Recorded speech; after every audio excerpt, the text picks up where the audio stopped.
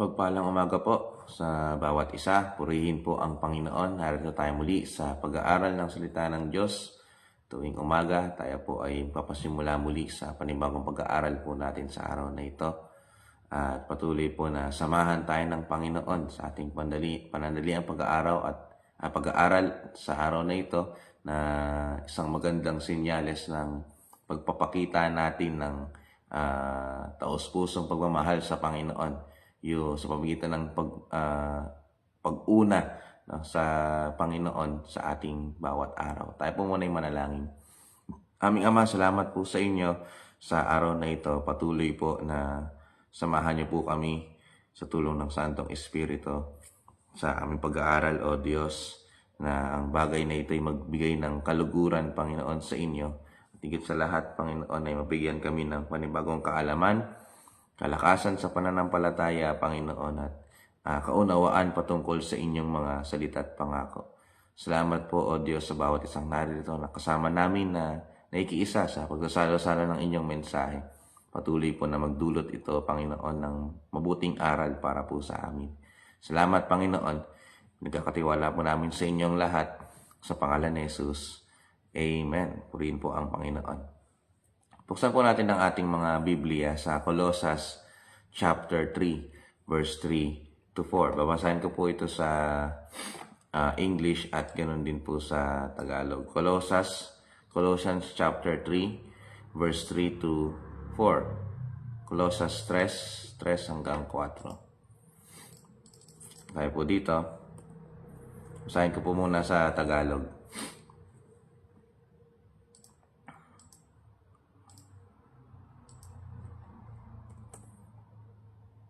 Colossus 3 hanggang 4. Sabi po dito, sapagkat namatay na kayo at ang inyong buhay ay nakatago sa Diyos kasama ni Kristo.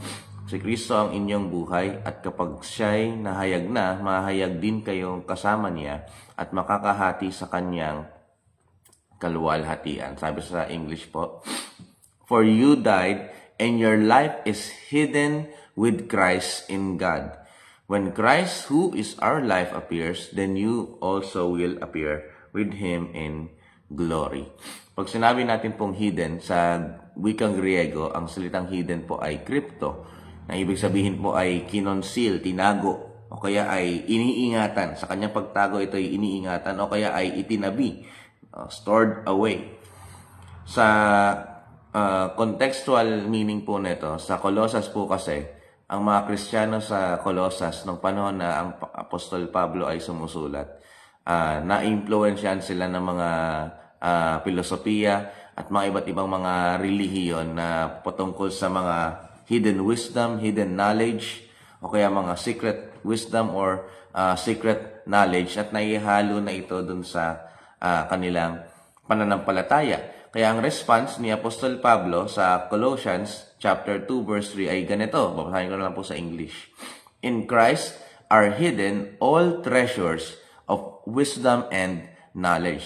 So ibig sabihin, sinasabi ni Apostol Pablo na kapag tayo ay nasa Panginoong Jesus, naroroon na yung lahat ng kailangan nating karunungan at kaalaman, all hidden. No, yun kasi kumikuliti sa tenga ng mga taga-Colossus. Actually, kahit sa panahon ngayon, interesado tayong manood o kaya alamin yung mga kakaiba, yung mga hidden knowledge, hidden information. Minsan tinatago natin ito sa salita o humaling tayo sa tinatawag nating conspiracy theories na minsan ay pinaniniwalaan natin. Kaya nga po conspiracy theory, dahil mostly ng mga conspiracy theories or lahat ay hindi naman katotohanan o mga teorya lamang. Kaya ang sinabi ni Apostol Pablo sa mga taga-Colossus, lahat ng hidden treasures of knowledge and wisdom or wisdom and knowledge ay makikita na natin sa Panginoon. Hindi natin kailangan ng iba pang mga wisdom and knowledge na makikita natin sa na-offer ng mundong ito, filosofiya ng mundong ito, kundi lahat ay nasa Panginoon na. Okay. Isa pa, kung mas i-expand pa natin yung ibig sabihin ng pagiging hidden, pagkatago.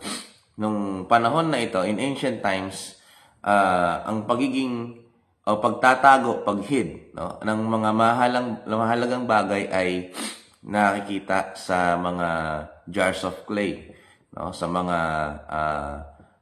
caves. No. Kaya nga yung, kung makikita po natin yung Dead Sea Scrolls, kung natagpuan yung Dead Sea Scrolls, nakapreserve sila sa mga jars.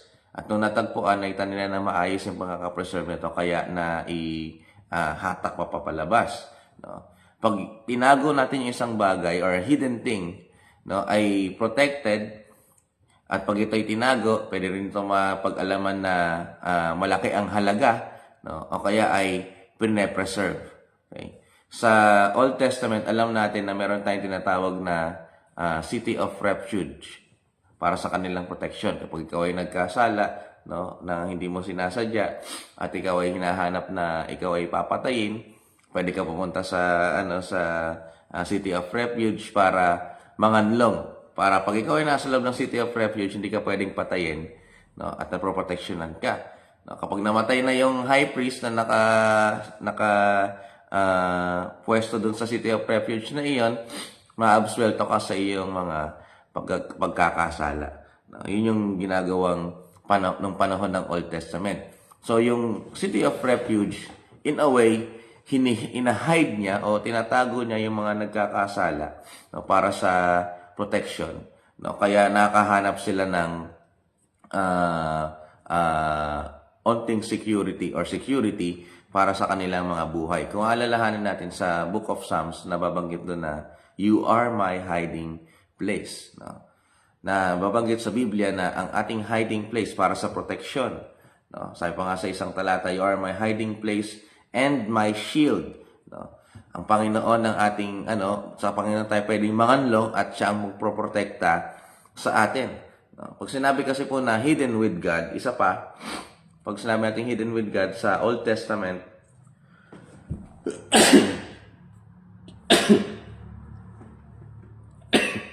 excuse me po, pag sinabi natin hidden with God, ang lagi natin makikita pag patungkol sa mga propeta, tinatago sila for a specific time, tapos once na kailangan na silang gamitin ulit o kaya ay panahon na para sila kumilos at maglingkod sa Panginoon, saka sila i-reveal. Madalas natin ito makita doon sa panahon ni Elijah. Tinago siya ng Panginoon sa napakatagal na panahon, saka nung kailangan siyang gamitin ulit, bigla siyang papalabasin ng Panginoon para makapaglingkod at gumawa ng kamanghamanghang bagay. So, hiddenness, no, yung pagiging tago or hiddenness ay nagpapakita rin ng divine preservation at divine timing. No? Kaya nga may mga panahon sa ating buhay na akala natin parang stagnant yung ating pananampalataya. But parang walang explosive thing na nangyayari sa aking buhay. Parang walang kamanghamanghang bagay na nangyayari sa akin. Pero hindi natin alam, pine-preserve tayo ng Panginoon for the right timing.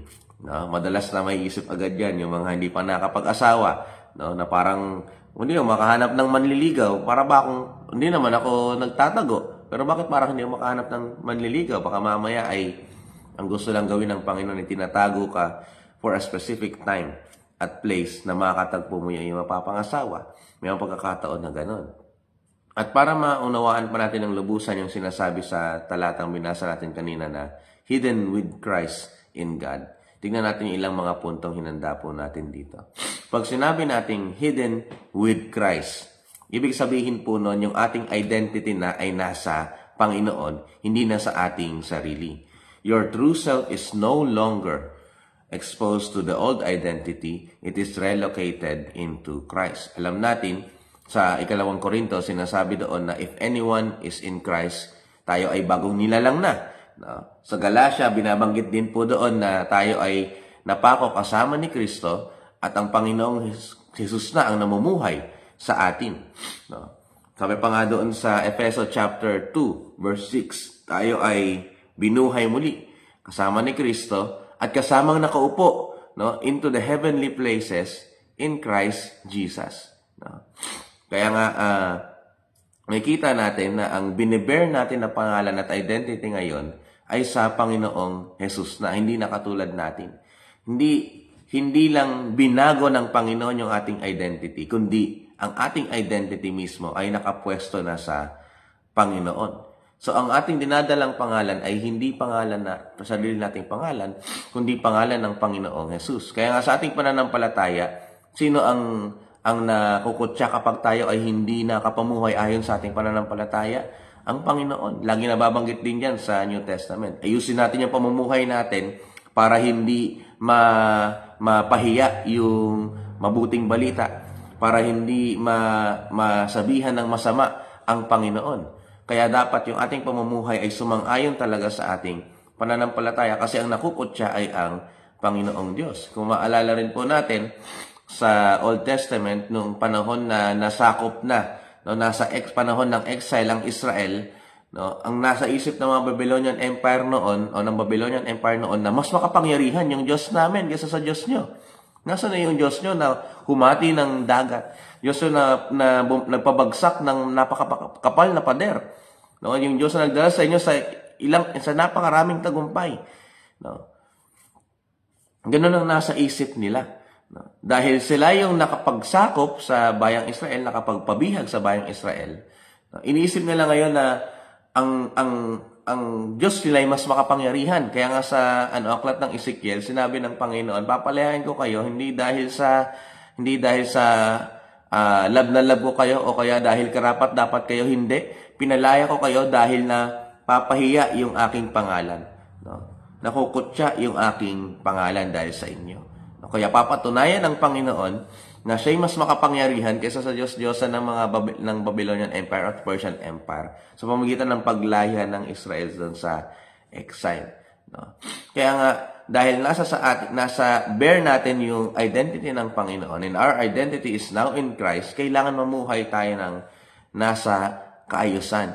Ayon sa kalooban ng Panginoon at sa nais ng Panginoon. Isa pa, kapag ang ibig sabihin ng hidden in Christ, ibig sabihin po nun ay we share in His death and in His life.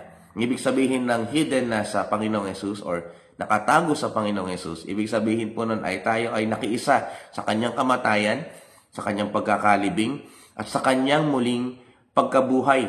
No, hindi lang nag-improve, no? Hindi po nag-improve yung ating dating buhay nung tayo nakilala sa Panginoon, kundi namatay at nailibing. No? Kaya nga ang sumisimbolo sa bautismo, katulad ng sinasabi sa Romans chapter 6, pag tayo ay inilubog sa tubig, ibig sabihin po nun yung ating dating tao, no? Yung ating dating pamumuhay ay na-crucify, no? Napako kasama ng Panginoon, namatay, in short, at nung tayo ay binangon, ang ibig sabihin po nun, tayo ay muling nabuhay sa bagong buhay na ipinagkaloob sa atin ng Panginoon. Sabi sa Colossus chapter 2 rin po, buried with Him in baptism and raised with Him through faith. Kaya nga yung buhay na pinapamuhay po natin ngayon ay bagong buhay na. Hindi na katulad ng dati. Pag sinabi nating hidden in Christ, ibig sabihin din po nun ay pakikiisa sa buhay ng Panginoong Jesus in His death, in His burial, and His resurrection. Yung buhay natin ngayon ay hindi na katulad nung dati. Hindi na independent. Yung buhay natin na katulad noon na dumedepende palagi sa sarili ay hindi na katulad po ngayon. Ang buhay natin ngayon ay dependent na sa Panginoon. Sabi nga sa John chapter 15, yung tungkol sa the vine and the branches, abide in me, no? Because without me, you cannot do anything. Kapag wala tayo sa Panginoon, wala tayong magagawang ano pa mang mga bagay. Hindi tayo naligtas para masiguradong magawa yung ating kagustuhan. Hindi katulad ng iniisip ng ilan. Akala kasi ng ilan kapag tayo ay naging Kristiyano na, mas magagawa natin yung ating mga kagustuhan. Akala ng ilan kapag tayo ay umanib sa pananampalataya o naging anak ng Diyos, ay magagawa natin ng 100% o magkakaroon tayo ng kakayanan para magawa yung ating kagustuhan. Hindi. Nung tayo ay nakakilala sa Panginoon, naligtas, nagkaroon ng bagong buhay, nangyari sa atin to upang mapakita yung pamumuhay natin, no, na tayo ay nasa Panginoon na.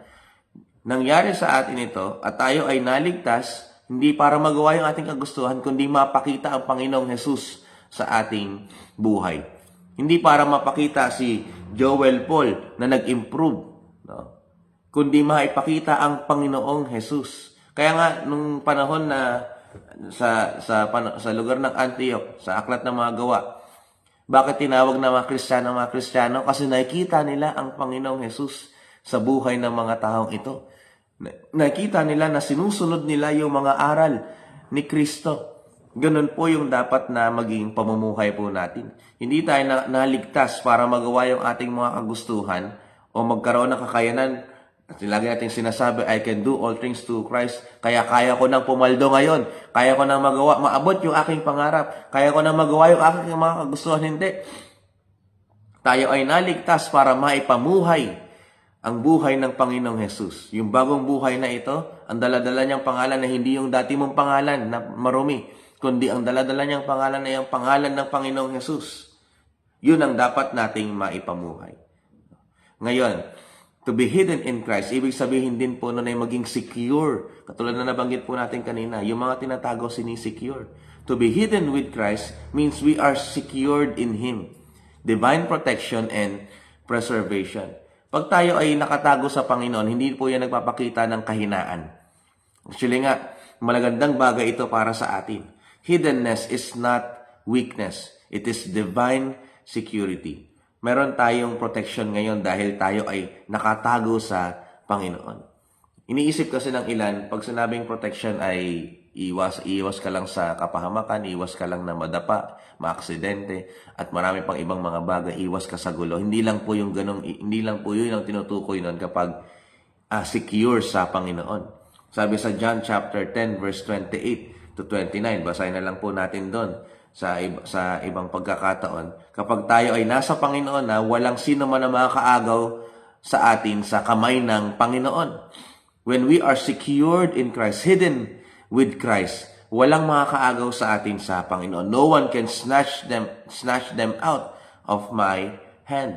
Yung sinasabi ng Panginoon. Kaya nga yung nabanggit din natin kanina, kapag tayo ay hidden with Christ, when we dwell with Christ, or when we are hidden with Christ, no, naproprotection nun tayo. Sabi sa Psalms 91, no, He who dwells into the secret place of the Most High shall abide under the shadow of the Almighty. No. Sabi pa sa unang Pedro, puntahan po natin ito. Unang Pedro chapter 1. Unang Pedro chapter 1. Sabi po dito, basahin po natin sa Tagalog. Unang Pedro chapter 1. Basahin po natin sa verse 3 hanggang sa mga sumusunod. Unang Pedro chapter 3. Chapter 1, verse 3, hanggang sa mga sumusunod. Pasalamatan natin ang Diyos at Ama ng ating Panginoong Hesukristo dahil sa laki ng habag niya sa atin tayo binigyan niya ng isang bagong buhay sa pamamagitan ng muling pagkabuhay ni Hesukristo.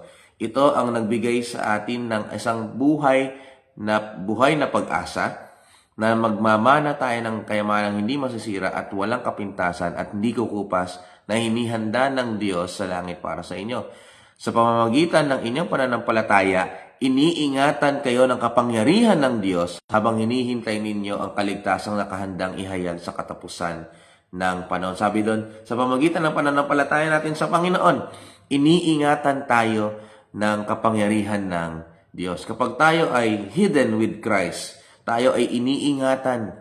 Meron tayong nararanasang pag-iingat na nararanasan sa Panginoon. Hindi lang mula sa kapahamakan, sa aksidente at iba't iba pang mga bagay, physical na bagay, kundi iniingatan tayo ng Panginoon na ma-maintain yung ating pananampalataya hanggang sa kanyang muling pagbabalik. Para tayong merong layered security dahil tayo ay nasa loob ng Panginoon. Hindi manipis yung security, yung protection ng Panginoon sa atin. Kundi dahil sa kapal ng security ng Panginoon sa atin, masisigurado niya na tayo makapanatili sa pananampalataya habang siya'y naghahanda sa kanyang muling pagbabalik. Ba't ganon, Pastor? Meron pa rin mga tumatalikod sa pananampalataya. Kahit sinasabi naman sa oras na ito, na kapag tayo ay nasa Panginoon, may proteksyonan tayo ng Diyos. Bakit meron pa rin na sa pananampalataya ay biglang nagbabackslide? Kahit nababanggit natin ngayon mismo na kapag tayo ay nasa Panginoon, no one can snatch them out of my hand. No? E di ibig sabihin nun, mahina yung proteksyon ng Diyos sa kanila. Manipis yung proteksyon, manipis yung pananggalang ng Panginoon sa kanila. Hindi. Ang problema, kaya tayo lumalayo sa Panginoon, at mula mismo sa aking sinabi ngayon, tayo po kasi yung lumalayo sa Panginoon. Tayo yung umaalis sa proteksyon ng Diyos. Bakit tayo nakakaalis sa proteksyon ng Diyos? Kapag ginagawa natin yung ating sariling kagustuhan. Kapag hindi natin nagagawa ang kalooban ng Panginoon. Kapag tayo ay talamak sa pagkakasala, nawawala tayo sa proteksyon ng Diyos. Kaya ang mas maganda mga kapatid, at ang nararapat na gawin, tumago tayo sa proteksyon ng Diyos. Be hidden with Christ. Amen po ba? Hallelujah. Pinakamaganda pa dyan mga kapatid, to be hidden with Christ ay ibig sabihin po nun, katulad ng binasa po natin kanina sa Colossians chapter 3, verse 3 to 4, sa verse 4. When Christ, who is in our life, appears, then you will also appear with Him in glory. Ayusin po natin, basahin po natin sa Tagalog po. Sabi po dito, sa verse 4, si Kristo ang inyong buhay at kapag siya'y nahayag na, mahayag din kayong kasama niya at makakahati sa kanyang kalwalatian. When we say hidden with Christ, ibig sabihin, nakatago pa, hindi pa tayo fully na papahayag. Kaya nga sabi dito ni Apostle Pablo sa Colossians chapter 3, verse 4, kapag nahayag na ang Panginoong Jesus, mahayag din tayo kasama niya. It implies na tayo ay nakatago pa rin hanggang ngayon. Ibig sabihin po nun, if we are hidden in Christ, because we are hidden in Christ, our true life is not yet fully visible. Hindi pa fully revealed yung ating buhay na hinanda talaga ng Panginoon sa atin. Merong future revelation na mangyayari kapag na-reveal ang Panginoon Jesus. Now, what you are in Christ is real but not fully revealed. Hindi pa tayo spiritually glorious ngayon. Tayo ay nasa physical na buhay pa natin. Physical na katawan. Masalaman pa rin po tayo. But in the near future, when we are revealed, when Christ is revealed, marireveal din po tayo at magkakaroon tayo ng glorious glorification na tinatawag nga po. Mag-glorify yung ating katawan. Sabi nga sa Colossians 3 verse 4, you will also appear with Him in glory. Sabi sa Romans chapter 8, creation waits for the revealing of the sons of God. Creation waits for the revealing of the sons of God. Marahil para tayong mga mga buto na itinanim na naghihintay lamang na sa takdang panahon ay uusbong. Ganon din po tayo mga kapatid. In the near future, when Christ is revealed, we will also be revealed. So in conclusion, at dito na po ako magtatapos para hindi na po tayo mag-overtime. Pag sinabi nating hidden with Christ, mayroong mga paraan para maipamuhay po natin ito.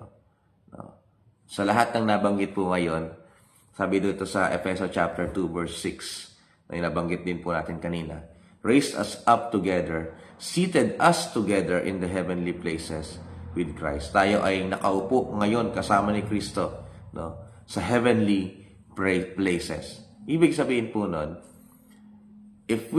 dahil tayo ay hidden with Christ, seated in the heavenly places, hindi sa mundong ito, ang dapat po natin gawin ay i-focus na natin ang ating paningin sa itaas. Sabi sa Colossians chapter 3 din po, seek those things which are above, because you are hidden with Christ, seated kasama ng Panginoong Jesus sa heavenly places. Ang ating focus dapat ay nakatuon sa mga nasa itaas. Sabi sa 2 Corinthians, we do not look at the things which are seen, but for the things that are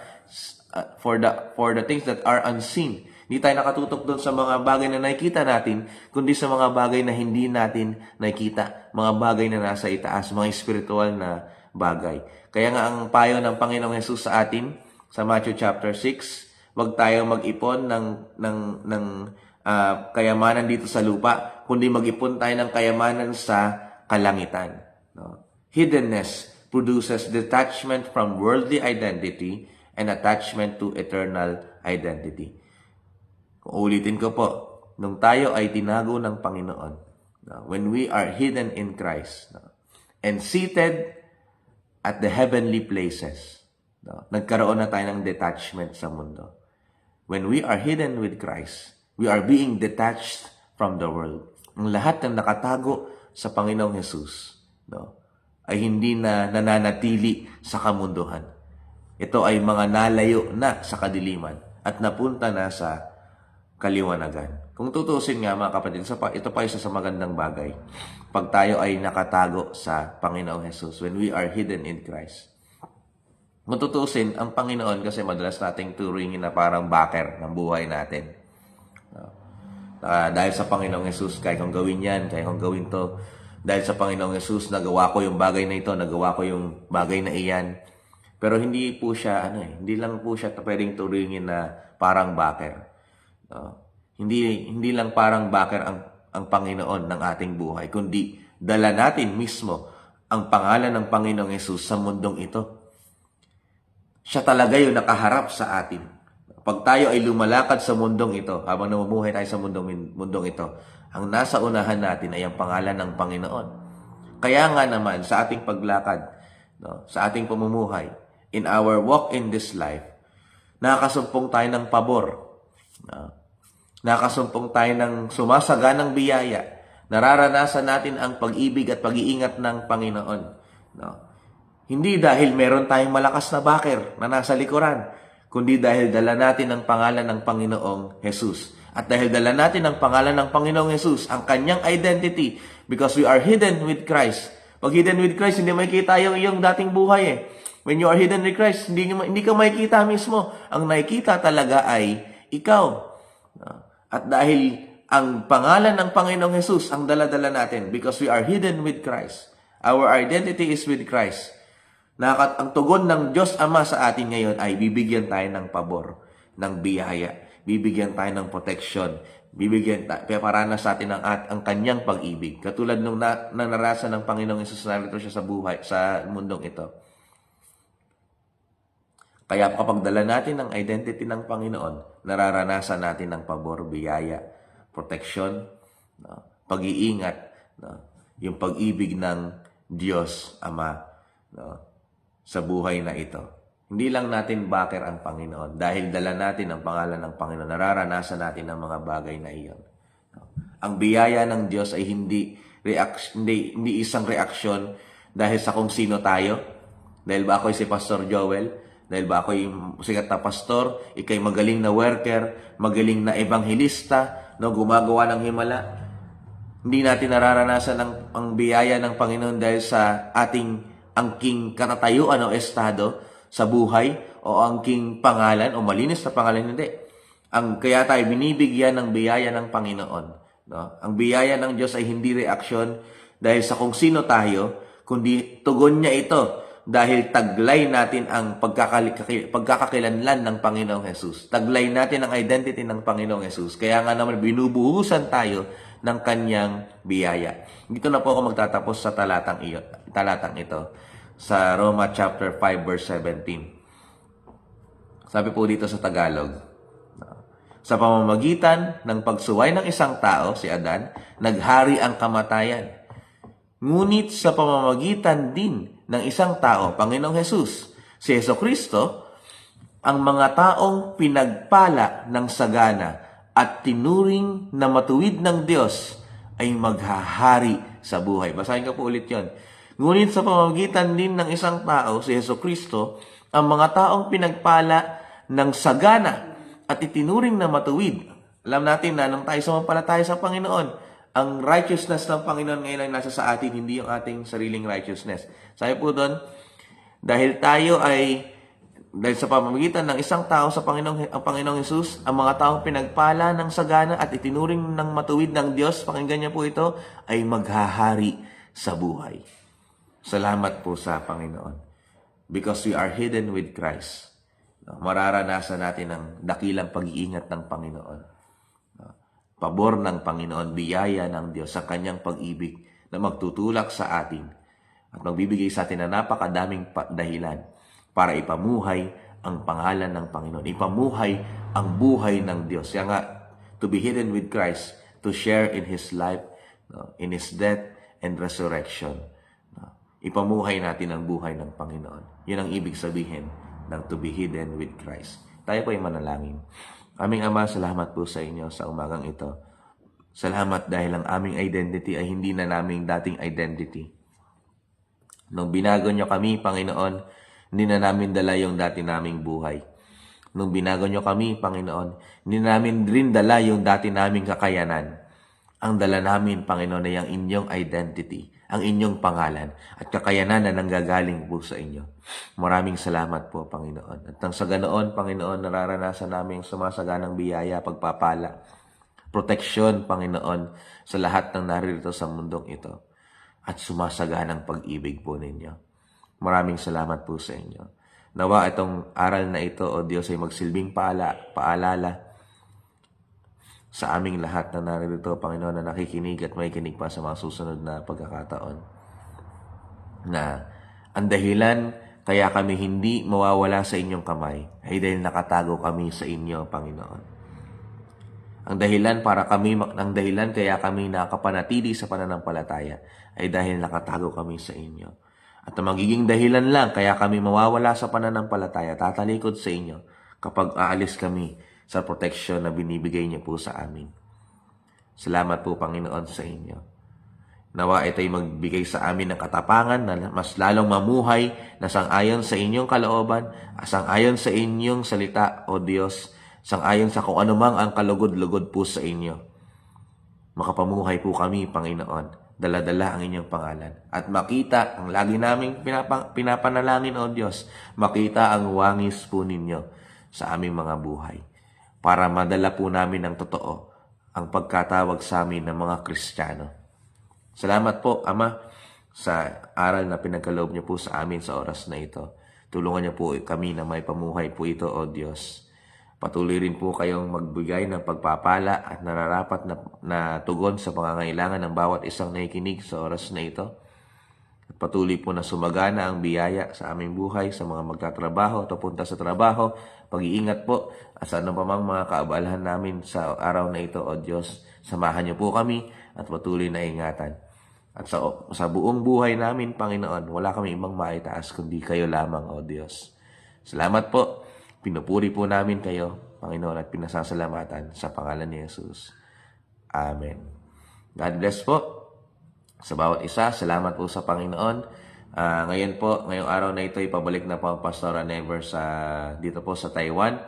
Dahil siya po ngayon ay nasa Singapore upang dumalaw at makapaglingkod sa mga kapatid po natin sa DFC Singapore. Sama po natin sila sa panalangin sa kanilang pag-uwi kasama ng isa pa nating lingkod, si Pastora Joanne Teruel, na samahan po sila ng Panginoon sa mga titirang panahon po nila sa Singapore ngayon, na sila ay maging pagpapala. Kaya God bless po sa bawat isa. Sumagana po ang pagpapala at biyaya ng Panginoon sa buhay ng bawat isa, at higit sa lahat, sa Diyos lamang po ang lahat ng papuri. God bless po sa bawat isa.